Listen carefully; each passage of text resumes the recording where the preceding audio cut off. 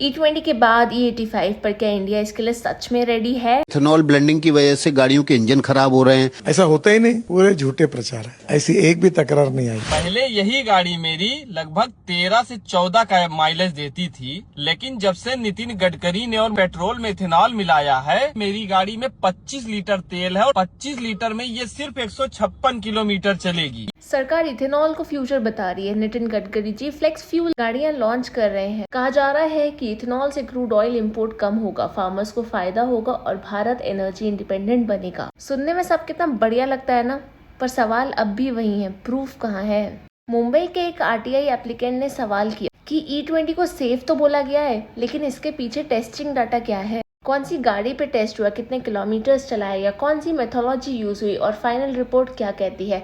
लेकिन जवाब पता है क्या मिला? It's an confidential news. अरे हम मिसाइल की ब्लूप्रिंट थोड़ी मांगी थी, सिर्फ पेट्रोल की टेस्टिंग रिपोर्ट ही तो मांगी थी। अब जरा तुम दूसरा एंगल भी समझो।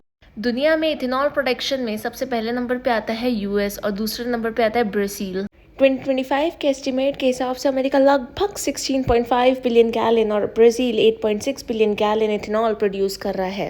ये दोनों मिलकर 79% ऑफ इथेनॉल का हिस्सा रखते हैं। इंडिया तीसरे नंबर पे आता है, लेकिन प्रोडक्शन इन दोनों से काफी कम है। अब सवाल ये है, जब अमेरिका और ब्राजील जैसे देशों ने इथेनॉल इकोसिस्टम बनाने में इतने साल लगा दिए, तो इंडिया E20 से सीधा E85 की तरफ इतनी आसानी से कैसे बढ़ सकता है? एक्सपर्ट्स खुद कह रहे हैं E85 या E100 के लिए सिर्फ फ्यूल नहीं, पूरा इकोसिस्टम बदलना पड़ेगा। प्रोडक्शन, स्टोरेज, ट्रांसपोर्ट, पंप और व्हीकल टेक्नोलॉजी, सब कुछ। और अगर E85 में 85% ऑफ इथेनॉल है तो प्राइस में सिर्फ 20 रुपए का फर्क क्यों?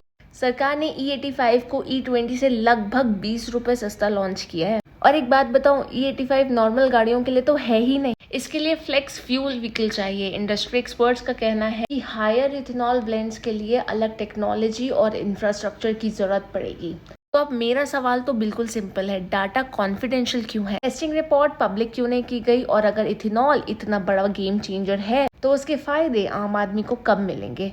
इस बीच what are your thoughts? Comment below.